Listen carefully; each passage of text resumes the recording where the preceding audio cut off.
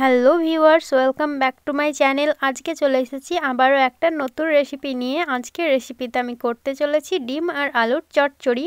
আর এই রেসিপিটা কিন্তু তোমরা গরম ভাত বা রুটির সঙ্গে খেতে পারো, খেতে কিন্তু অনেকটাই টেস্টি হয়।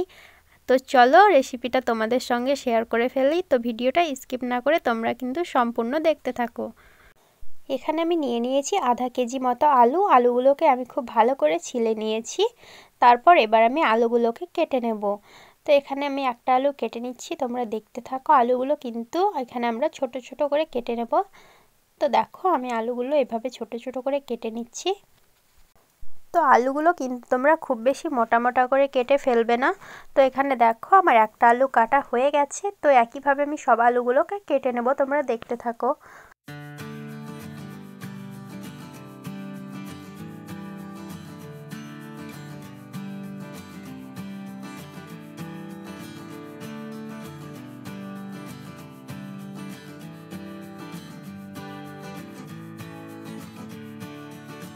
এখানে এবার দেখো আমার সব আলুগুলো কাটা হয়ে গেছে। এবার আমি আলুগুলোকে তুলে রেখে দিচ্ছি। তারপর আমি এখানে নিয়ে নিয়েছি 3টা মিডিয়াম সাইজের পেঁয়াজ। এবার আমি পেঁয়াজগুলোকে ছোট ছোট করে কেটে নেব। তো এখানে দেখো আমি পেঁয়াজগুলোকে ছোট ছোট করে কেটে নিচ্ছি।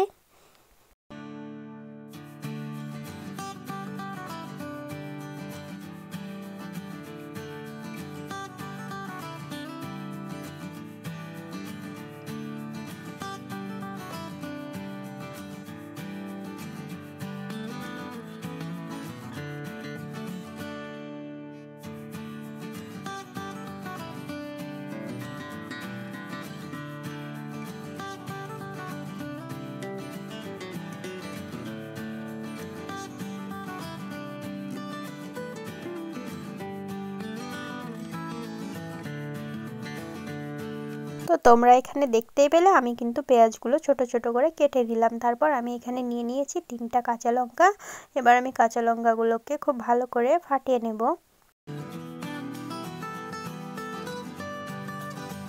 এখানে আমার কাঁচা লঙ্কাগুলো ফাটিয়ে নেওয়া হয়ে গেছে। তারপর আমি এখানে নিয়ে নিয়েছি ধনে পাতা। এবার আমি ধনে পাতাগুলোকেও একটু কুচি কুচি করে কেটে নিচ্ছি।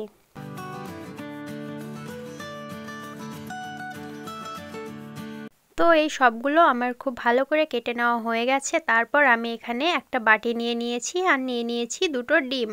এবার আমি ডিম দুটোকে ফাটিয়ে বাটির মধ্যে দিয়ে দিচ্ছি।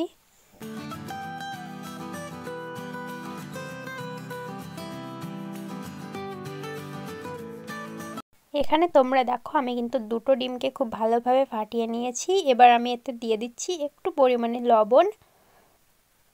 তো লবণটা দেওয়ার পরে এবার আমি এতে দিয়ে দিচ্ছি একটু পরিমাণ জিরে গুঁড়ো। তারপর আমি ডিমটাকে খুব ভালোভাবে ফেটিয়ে নিচ্ছি।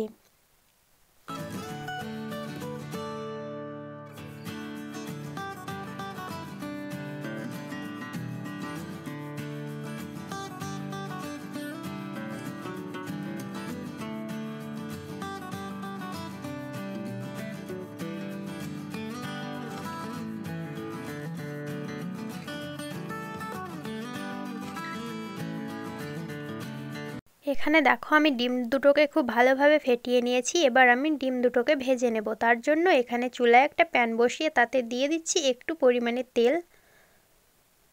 তো তেলটা দেওয়ার পরে এবার আমি তেলটাকে প্যানের গায়ে ভালোভাবে ছড়িয়ে দিচ্ছি। তো এবার আমাদের তেলটাকে একটু গরম করে নিতে হবে। তো আমার তেলটা গরম হয়ে গেছে। এবার আমি এতে দিয়ে দিচ্ছি আগের থেকে ফেটিয়ে রাখা ডিম।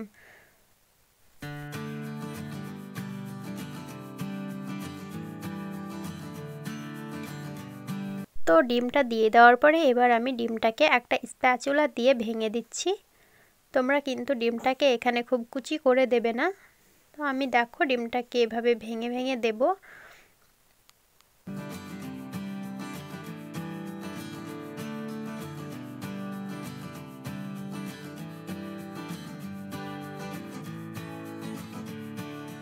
এখানে দেখো আমি ডিমটাকে খুব ভালোভাবে ভেঙে দিয়েছি। এবার আমি ডিমটাকে কিছুক্ষণ ভেজে নিচ্ছি। তো এখানে দেখো ডিমটা আমি কিছুক্ষণ খুব ভালো করে ভেজে নিয়েছি। এবার আমি ডিমটাকে তুলে নেব।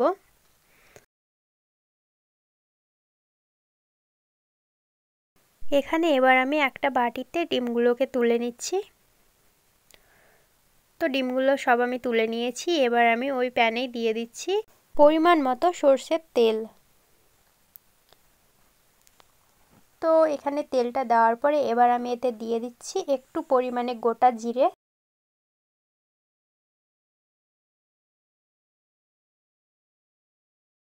আর এখানে দিয়ে দিচ্ছি 2 টুকরো তেজপাতা,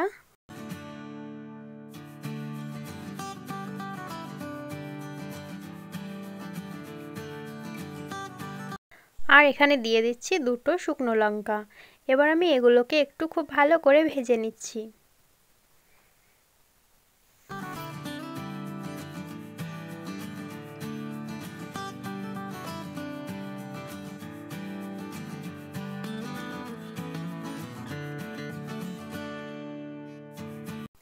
এবার এখানে কিন্তু জিরে, শুকনো লঙ্কা আর তেজপাতাটাকে খুব ভালো করে ভেজে নেওয়ার পরে আমি এতে দিয়ে দিচ্ছি আগের থেকে কেটে রাখা আলুগুলো।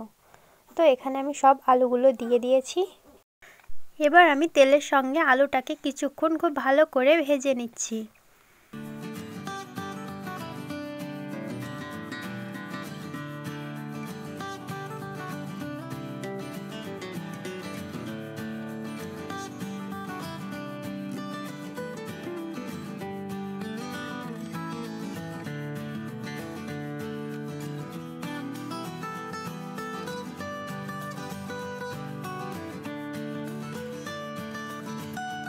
তো এখানে দেখো আমি 2 থেকে 3 মিনিট আলুটাকে খুব ভালো করে ভেজে নিয়েছি। তারপর আমি এতে দিয়ে দিচ্ছি আগের থেকে কেটে রাখা পেঁয়াজগুলোকে।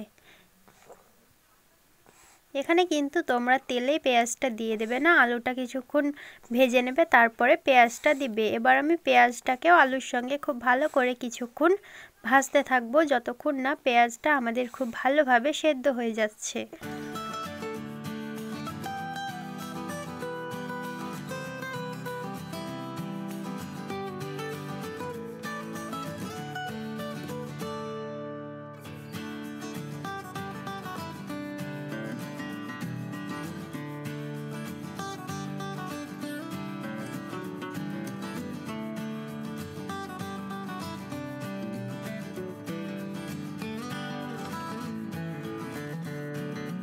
এখানে আলু পেঁয়াজটাকে কিছুক্ষণ খুব ভালো করে ভেজে নেওয়ার পরে এবার আমি এটাকে 1 মিনিট ঢাকা দিয়ে রেখে দিচ্ছি। তো এটাকে 1 মিনিট ঢাকা দিয়ে রাখার পরে দেখো এটা কিন্তু আরও ভালোভাবে সেদ্ধ হয়ে গেছে। তো আবারও আমি এগুলোকে কিছুক্ষণ খুব ভালো করে ভেজে নেব।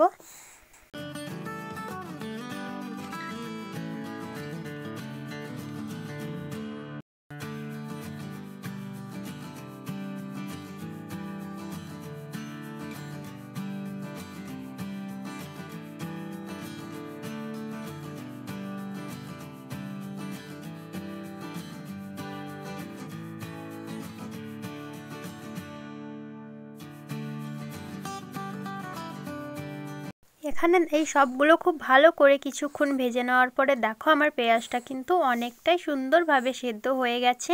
এবার আমি এতে দিয়ে দেব আগের থেকে ভেজে রাখা ডিমগুলোকে। তো এখানে আমি ডিমগুলোকে দিয়ে ডিমটাকে একটু ভেজে নিচ্ছি।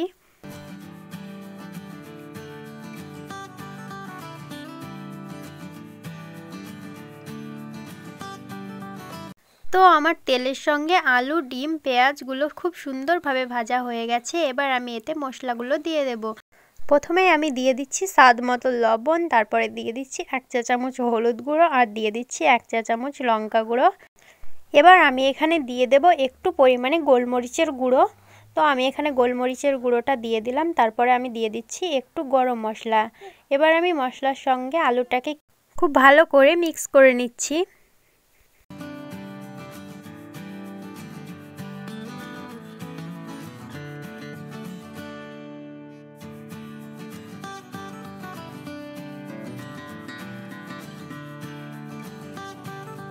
এখানে মশলার সঙ্গে আলুটা খুব ভালো করে মিক্স করে নেওয়ার পরে এবার আমি এতে দিয়ে দিচ্ছি 1 চা চামচ আদা রসুন বাটা। তো আদা রসুন বাটাটা দেওয়ার পরে এবার আমি আলুটাকে খুব ভালো করে কিছুক্ষণ কষিয়ে নেব।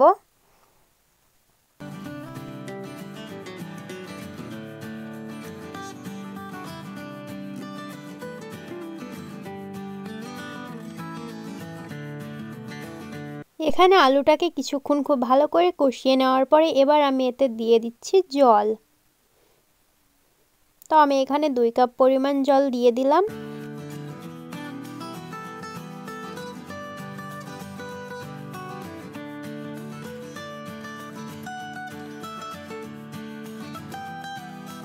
তো এখানে জলটা দেওয়ার পরে এবার আমি এতে দিয়ে দিচ্ছি আগের থেকে ফাটিয়ে রাখা কাঁচা লঙ্কাগুলো, আর এখানে দিয়ে দিচ্ছি ধনেপাতা কুচি।